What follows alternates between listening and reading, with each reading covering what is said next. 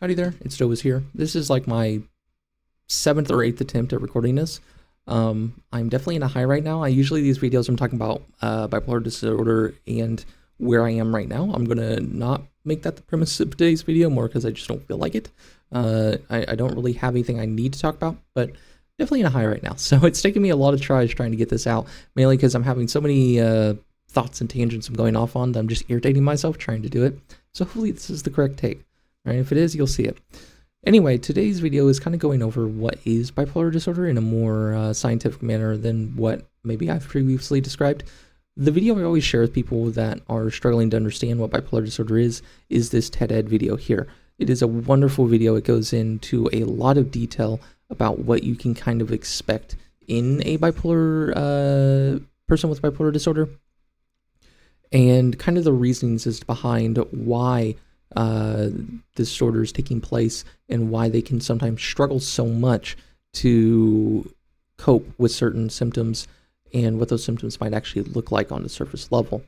So it definitely takes a more scientific approach than an emotional approach.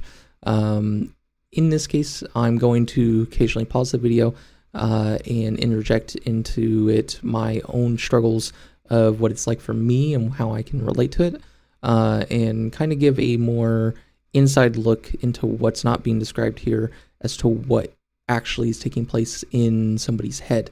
Now, understand that bipolar disorder is kind of a spectrum, which I'll hit on again in just a moment, but my experiences may not hold true for everybody. Understand I have bipolar 1 with psychotic features, so how I'm handling things versus somebody with just bipolar 1 is going to be different, and especially compared to somebody with bipolar 2, because those in bipolar 2 disorder are not typically experiencing the highs like I am, so they're not seeing the same struggles like I do. But that's not to undermine the idea that both are still serious and have serious consequences for the individual that is diagnosed with it. What is bipolar disorder? The word bipolar means two extremes. For the many millions experiencing bipolar disorder around the world, life is split between two different realities, elation and depression. Although there are many variations of bipolar disorder, let's consider a couple.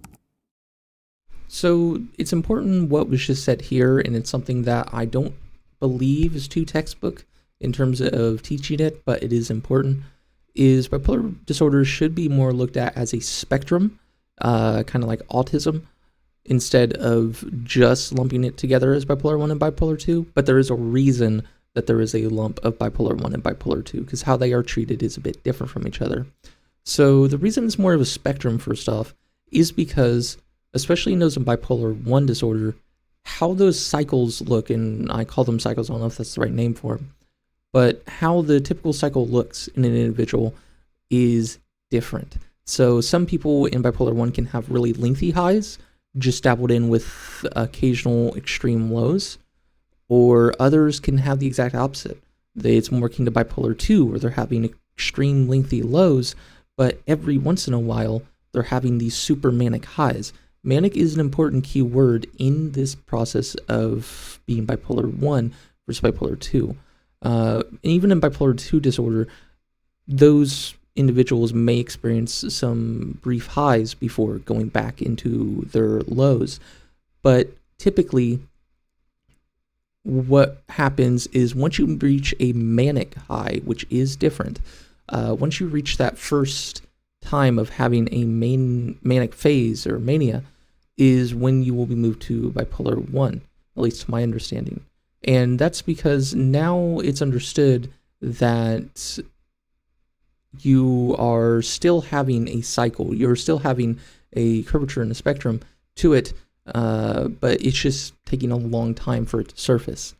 And it can be very difficult for individuals that are diagnosed as bipolar 2 to move to bipolar 1, especially if those manic episodes are brief, because oftentimes they're not experiencing it that much. You know, they're not really noting that it's happened, or even though it has happened, it can be hard for them to describe the symptoms that they were feeling because it's such an abnormal part of their life.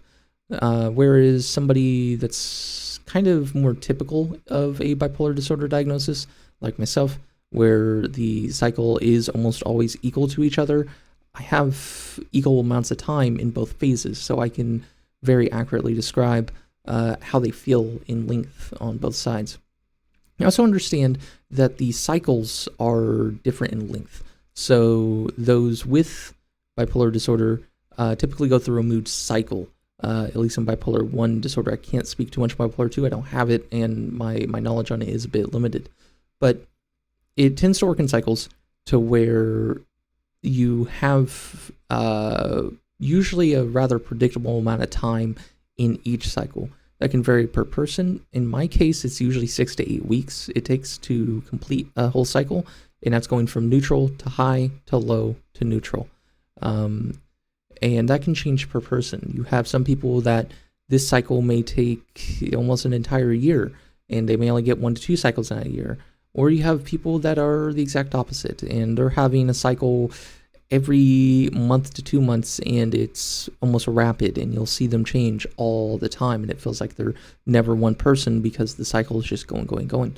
And that's kind of the struggle I face with bipolar disorder, and where it does become more frustrating. That's a word you hear me use a lot, is frustrating, because my cycle goes and goes, so it makes it very hard to kind of baseline myself and establish a routine.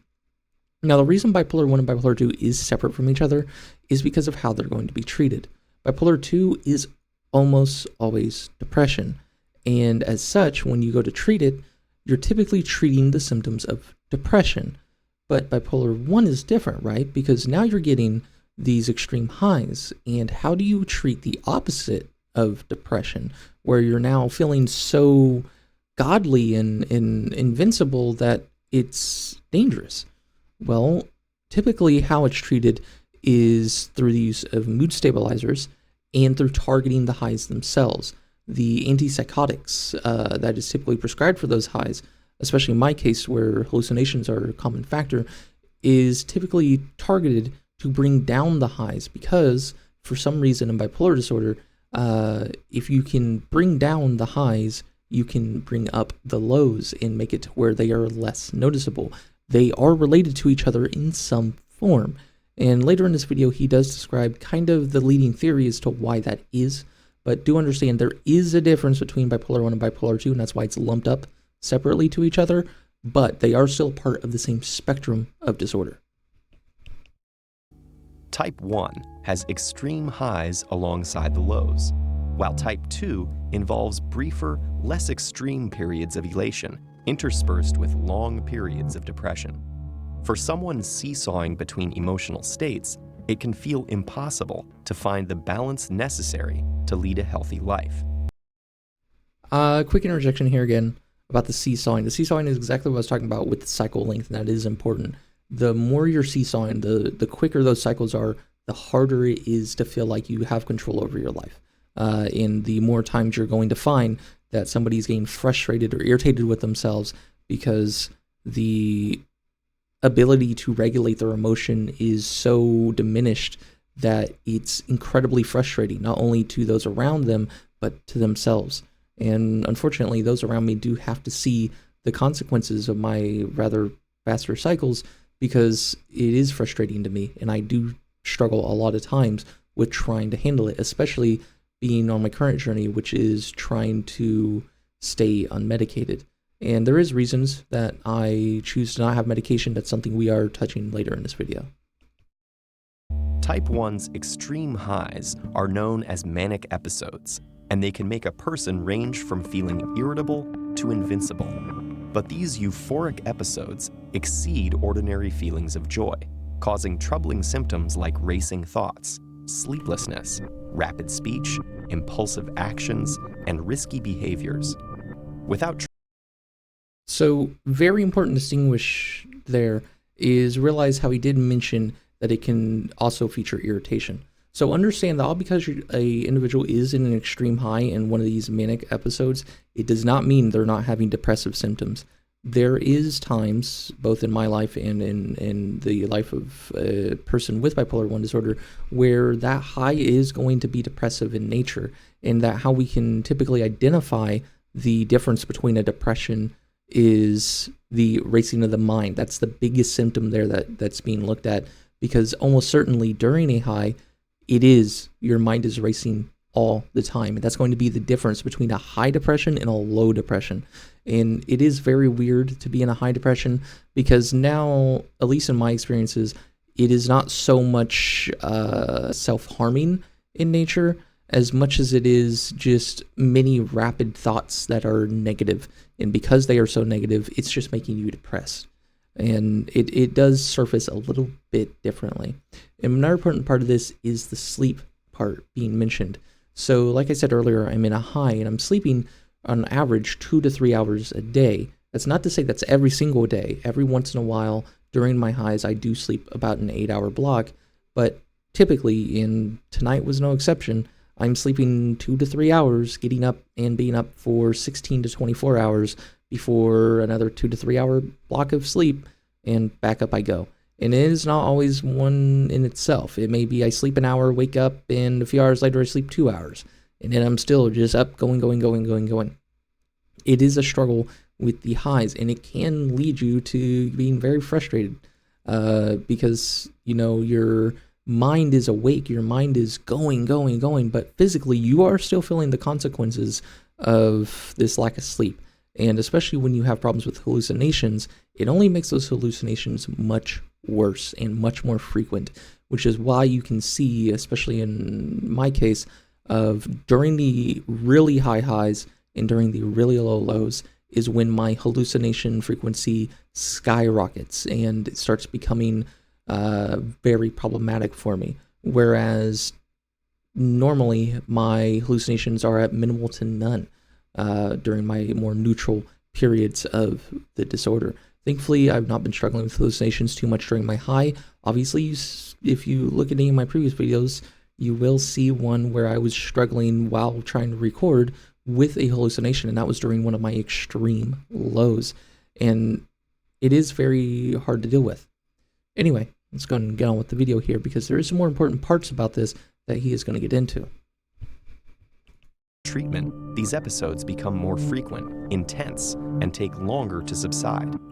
The depressed phase of bipolar disorder manifests in many ways: a low mood, dwindling interest in hobbies, changes in appetite, feeling worthless or excessively guilty, sleeping either too much or too little, restlessness or slowness, or persistent thoughts of suicide. So that is an important topic to hit on, is the sleep. So each individual with bipolar disorder is going to have their own triggers and their own sort of behavioral patterns that they can try to use to identify where they are in the spectrum of the disorder. And that is where I can say that it's usually easier for those on the outside to figure out what phase that person is in compared to somebody on the inside. A good example actually is I was talking about with my mother. Now my mother, she has schizophrenia. She understands my psychotic features part of the disorder, but she does have a harder time understanding the mood disorder because the basis of how her disorder is operating is different to mine. As such, one of the key differences she notices from the outside, because I do like to ask people, on the outside, what do you notice that I don't notice about my highs versus my lows? And one of the things she notices is my aggravation at those around me is much higher in my lows. I become much more argumentative. I am much more sour towards those around me, and overall tend to have a much more negative perception of those around me during my lows than I do my high. That's something I'm not aware of. I myself do not notice I'm doing that, but that is just kind of the nature of the disorder. It is incredibly hard for the individuals to notice what they're doing and why it's happening. The only thing we can look at is the key points as to the symptoms that we're used to seeing for particular milestones of your cycle. So for me, that's typically in the form of sleep. Now, as he mentioned, sometimes in a low, it could be too much or too little. And for me, is usually too much sleep. But I have had depressive episodes where it was the opposite, and it was more akin to a high of I was having too little sleep, and it was making the hallucinations much worse. That being said, do understand that because there is variation, that it's not the same every single time that cycle hits, and that there is variations in it, and he'll get into that in a second as to why it may that be, is why it's so difficult for somebody with the disorder to always accurately diagnose themselves as to where they are in their cycle.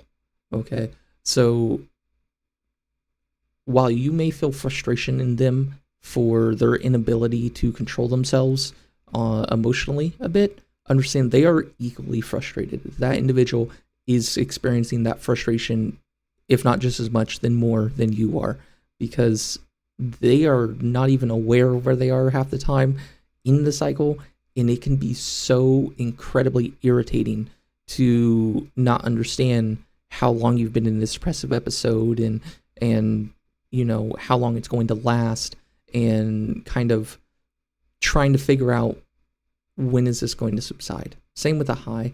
Highs can be very irritating because when you're sleeping very little, of course, it makes things worse, and it can be very frustrating to try to keep time commitments because of it. A good example is very recently I missed an interview because of my lack of sleep. I am struggling to sleep any more than 2 to 3 hours a day, and because of that, when I do sleep, it's sporadic. There is no set time. It's just I sleep whenever it finally that energy crash hits, and because of that, there can be problems in keeping time commitments or into scheduling a regular everyday life. Worldwide, about 1 to 3% of adults experience the broad range of symptoms that indicate bipolar disorder. Most of those people are functional, contributing members of society, and their lives, choices, and relationships aren't defined by the disorder. But still, for many, the consequences are serious. The illness can undermine educational and professional performance, relationships, financial security, and personal safety. Say hello to my Opera GX. You didn't see that. Anyway, Opera GX, by the way, not a sponsor, but wonderful browser. You should definitely get it. I have used it for a few years now. Wonderful browser. Anyway, Opera GX, sponsor me.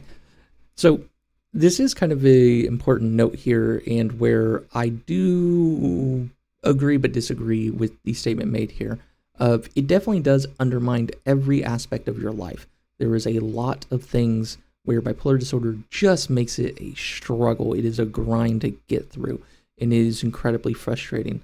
But I would say that in more cases than not, I am under the belief that even though on the outside it may look like somebody's not having their entire life controlled by the disorder, on the inside for that person, at least from my experience, it certainly feels like it a lot of the time. It feels like your life is being controlled by the disorder because it's hard to maintain a regular rhythm with the disorder. Now, again, this is kind of just based on my own personal experiences. I can understand why on the outside people don't necessarily think that way, and it's also possible that the opposite is true, that it's just the individual perception is different to what the actuality is, which is a kind of key point of what happens a lot in bipolar disorder. So take that with a grain of salt. So what causes bipolar disorder? Researchers think a key player is the brain's intricate wiring. Healthy brains maintain strong connections between neurons thanks to the brain's continuous efforts to prune itself and remove unused or faulty neural connections. This process is important because our neural pathways serve as a map for everything we do. Using functional magnetic resonance imaging, scientists have discovered that the brain's pruning ability is disrupted in people with bipolar disorder. That means their neurons go haywire and create a network that's impossible to navigate. With only confusing signals as a guide, people with bipolar disorder develop abnormal thoughts and behaviors. Also, psychotic symptoms like disorganized speech and behavior, delusional thoughts, paranoia, and hallucinations can emerge during extreme phases of bipolar disorder. This is attributed to the overabundance of a neurotransmitter called dopamine. So that is an important thing he just mentioned. Now, first off, it is just the leading theory among researchers, okay? We don't have any, to my knowledge, there is no specific cause of bipolar disorder. There's so many factors that play into what causes bipolar disorder that it is incredibly difficult for researchers to pin down what is causing it and what to treat. But one of the leading theories is, and that is, of course, because it's been observed, that the brain not having the pruning abilities it's supposed to have is what's causing this behavioral cycle that is completely haywire and out there. And as he did mention, and is correct in my situation with the psychotic features part, is during the extreme parts of this, it does make it to where hallucinations, paranoia, delusions do become now a factor in play, and it just makes the whole situation so much harder to deal with and worse for those around them. And also, this does kind of note as to why without treatment, it can grow incredibly more difficult to deal with the symptoms of bipolar disorder without medication, because the idea of this medication is to try to fix some of that haywiring going on in the brain and restore its abilities to get rid of these old connections. So when you're going without medication, typically you kind of almost feel like the disorder is progressive, because now these symptoms can often get more wild and more intense over time, and you're going to see significant episodes where things are just way out there. But despite these insights, we can't pin bipolar disorder down to a single cause. In reality, it's a complex problem. For example, the brain's amygdala is involved in thinking, long-term memory, and emotional processing. In this brain region, factors as varied as genetics and social trauma may create abnormalities and trigger the symptoms of bipolar disorder. So, quick interjection here. Do realize how he does talk about the brain's amygdala and how that does affect memory. And I can give a good example as to why sometimes I'm frustrated with myself, because my memory is just crap, right? There's times where my memory is great, and there's other times where I'm forgetting basic commitments I've made or past events that may be significant to somebody, but for you, you just don't remember them. And it is frustrating to those around you because you don't remember these things. So, instantly they're like, well, what's wrong with you? Why can't you remember, this key event? And trying to make somebody understand that while the memory may be there, it's more so that in your current spot of the disorder, you're struggling to recall such a memory. Or that what actually was taking place in your head was vastly different to what was going on around you in the circumstance that should have evoked such a memory. So a lot of times, for instance, people will talk about conversations they've had with me or events they've done with me that I just don't recall. Like, I don't ever remember doing these things or saying these things. And the reason is because my head may have been moving so fast from racing to the mind during a high, or so slow from a horrible depression, that I just wasn't really taking in what was happening around me. So for me, it was just another terrible day, or another day of thinking about a million other things besides what was going on. And that's the reason I never made the connection of that memory until somebody re-describes it to me. I'm like, oh yeah, that did happen.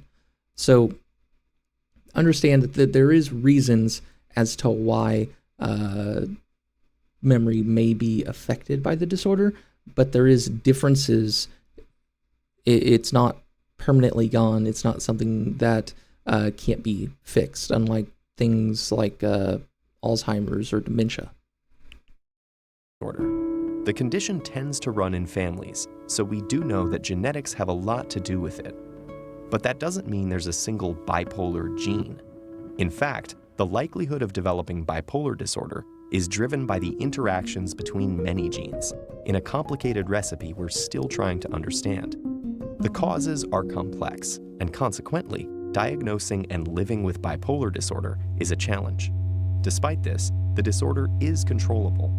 Certain medications like lithium So before he talks about medications a bit more, and that I can kind of share my experiences on, as he said, typically with bipolar disorder, you can look back at a family tree and see a sort of network of mental disorders that are there that kind of prelude to the chances that you having bipolar disorder was much higher. A good example in my case is my mother and my uncle on my mother's side both had schizophrenia. My mother with regular schizophrenia and my uncle with paranoid schizophrenia. And as such, it became more easy for a doctor to say that, yeah, the chances that you are either schizoaffective or bipolar are pretty well high based on the symptoms he described. Now, of course, the running diagnosis we go with is bipolar 1 psychotic features, simply because the underlying reasons as to why my hallucinations tend to occur are not 24/7 and are more keen to matching what's happening in my bipolar disorder than it is acting as its own thing. Can help manage risky thoughts and behaviors by stabilizing moods. These mood-stabilizing medications work by decreasing abnormal activity in the brain, thereby strengthening the viable neural connections. Other frequently used medications include antipsychotics, which alter the effects of dopamine, and electroconvulsive therapy, which works like a carefully controlled seizure in the brain, is sometimes used as an emergency treatment.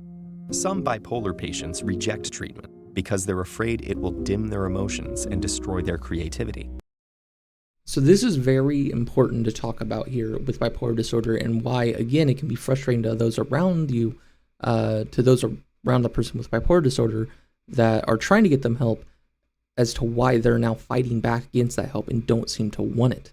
So I have been on antipsychotics 3 different times. I've been on olanzapine, Abilify, and Seroquel.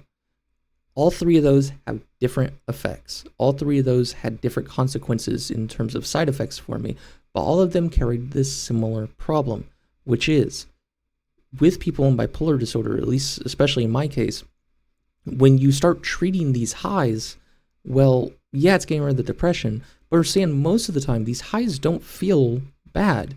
And you come up with some of your best and most creative ideas during these highs. So when you now diminish that, it almost makes you feel like a zombie, because this is where you're going to kind of hear me talk in a more non-logical way. Me personally, I remember complaining to my doctor a few times before I finally just stopped taking olanzapine on my own fruition of, I feel like a zombie. I feel like I have like no emotions. You know, I'm just neutral all the time and just dull. And I remember the doctor saying to me, that's good. That's what we want. We want you in a neutral, dull state. And I remember that answer frustrating me incredibly, because I was like, surely that's not how neurotypical people feel. That they're not in this just dull, zombie-like state the entire time. And the reason I describe it as zombie-like state is because now my ability to feel sad is diminished, yay, but my ability to feel happy is also equally diminished. And there's no happiness that ever amounts to the mania that I've had during those times. And there's no sadness that ever amounts to the depression I had. And it just makes you feel dull, like you're just a husk of your former self. But I can say from talking with those around me that while I was on medication, it became easier to deal with me, because now I was predictable in that my behaviors were typically constant and my thoughts and emotions were pretty mild and more akin to what they would expect out of somebody. So it is kind of an internal struggle versus an external struggle. And this is why it can be so incredibly difficult to get somebody with bipolar disorder, especially bipolar 1 disorder, on medication, because it doesn't feel good. Medication doesn't feel good. I have not personally been on a mood stabilizer, so I can't speak much on my own experience from that, but I can say, based on what I've heard, that the problems there are no different. That it's just very hard to get back to a neurotypical state once you're kind of used to these cycles. But modern psychiatry is actively trying to avoid that. Today, doctors work with patients on a case-by-case basis to administer a combination of treatments and therapies that allows them to live to their fullest possible potential. Quick interlude here. That is an important part of what he just said. It is handled on a case-by-case basis. That is why, whereas I have never taken mood stabilizer, sorry, bad grammar. Plenty of others have. And it is more typical, kind of the general treatment with people with bipolar 1 disorder you can expect is for them to be put on lithium and some sort of antipsychotic, with bipolar 1 variant anyway. So the treatment is different person to person based on their own personal needs and wants out of medication and what they're hoping to achieve. Since my main problems come from my psychotic features part and how extreme my cycles can get, that's the reason that historically we've focused on the antipsychotics part of it and trying to get those hallucinations to stop. And as part of that, of course, it changes how my dopamine works. So just in lieu of it, my moods tend to stabilize a bit more. So the least amount of medication you can be put on, the better. And because I do tend to respond well to an extent with antipsychotics, there has been no real need to test me on a mood stabilizer. But in the future, that may change. It may come to a point where we do the opposite. We try specifically a mood stabilizer with no antipsychotics and see what that yields. So person to person, it is different. And beyond treatment, people with bipolar disorder can benefit from even simpler changes. Those include regular exercise, good sleep habits, and sobriety from drugs and alcohol, not to mention the acceptance and empathy of family and friends. Remember, bipolar disorder is a medical condition, not a person's fault or their whole identity. And it's something that can be controlled through a combination of medical treatments doing their work internally, friends and family fostering acceptance and understanding on the outside, and people with bipolar disorder empowering themselves to find balance in their lives.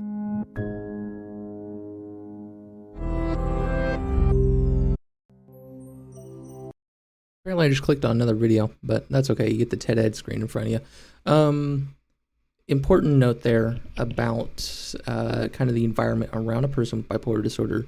It is incredibly important for those around them, especially close friends and family, to have a acceptance of the disorder and to be accepting of that person and to try to sit and work with them through some of the symptoms that are happening.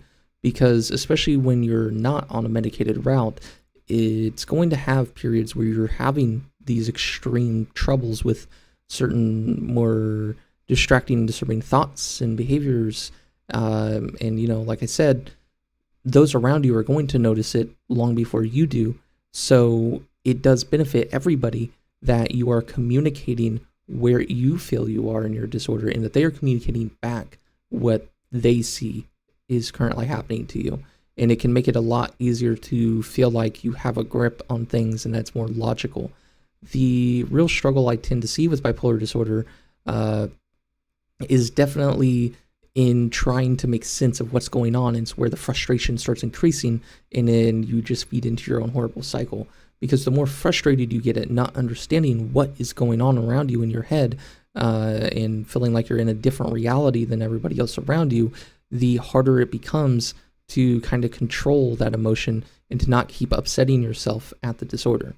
So having this acceptance around you is vital, and it definitely can make or break somebody from, you know, having a grip on the disorder and being able to mostly keep a normal life to having to go to a psych ward. And I've had to go to a psych ward before, and it sucks. It is embarrassing, at least to me, to have to go into such an environment because my disorder has grown so bad. Another key point is talking about your life choices and kind of how you're treating your life can affect things. So exercise, diet, keeping a good routine, and keeping a predictable environment, not throwing in drugs and alcohol. I used to have a very severe issue with substance abuse. And I'm not going to get into what substances those were, but I can say I've thankfully now been 5 to 6 months sober. I've lost track of what exact date it was. Again, with the memory thing of, I don't remember when exactly it was. But it's, that don't sound like a long time to maybe people who have not struggled with substance abuse. But for me, that is a very long time. From the age of 19, I picked up on substances more than just alcohol, and I had kept using those substances to help deal with the symptoms of bipolar disorder until relatively recently. And it does make it much harder. It does make it much worse. So the things you are doing do play a part. Same with my diet, same with my weight, exercise. When you're not partaking in activities that a normal neurotypical person would do to try to keep happy and healthy, just like with a neurotypical person, it's going to make them kind of depressed. For you, it's going to provide issues as well. And I am no exception to that. I can say that I have a much better control over my disorder now that I am sober, now that I diet properly, and now that I actually see myself move around a bit more and go do things than I did when I was just stuck in my room getting high all the time on whatever substance it may be. So it's definitely important to take a look at the kind of environmental situations that somebody in bipolar disorder is in, and to kind of, if they don't want medication, then let's start intercepting in their life points that we can help with fostering a more neurotypical life, just so that way there is a thing of stability.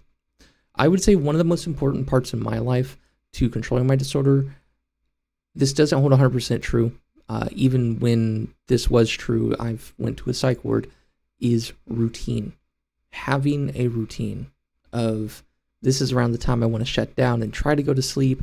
This is the time I got to go to work, I get home from work, having commitments of people around you to remind you that, hey, at this time on this date, we're going to go do this, right? And it gives you milestones throughout the day and throughout the week to work towards, no matter where you are in your cycle, as kind of achievement points, and being like, well, if I can just make it to this milestone, then I'm set. And if I can make it to my next milestone, then I'm set. And taking each day as kind of a bite-sized dose.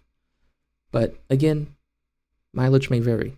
Like I said, I have been in pretty good routine before and still ended up in a psych ward because of my bipolar disorder getting too severe.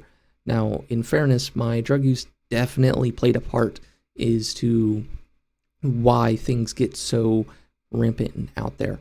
But thankfully, through the support of friends and family, and through my own reflection of my life and realizing the path I was down, I have succeeded at being able to get a better handle in my life. And that's not to say I've resolved bipolar disorder by any means, as you, I know, have already gotten to see if you look at my videos. I haven't resolved it, but it's certainly easier now that I do take better care of myself to an extent. That is not to say my hygiene is very good either. There's definitely times where I go way too many days without a shower. And that's not because I'm some gooner sitting on the computer all day. That is because I am just not thinking about it. Again, without somebody reminding me to go do these things at times, I can get so caught up in my own head that I'm just not thinking about the commitments I have or the regular things I need to go do, right? Like feeding myself, going to the store, the general adulting tasks. Sometimes these just laid to the side because you're not thinking about it. Anyway, thank you so much for watching. I do hope that this video was more introspective as to what bipolar disorder really carries and what it could look like on both a more scientific level and on an emotional level. And hopefully it does kind of help somebody who maybe is struggling to understand somebody with bipolar disorder to maybe get a better grasp as to what is going on.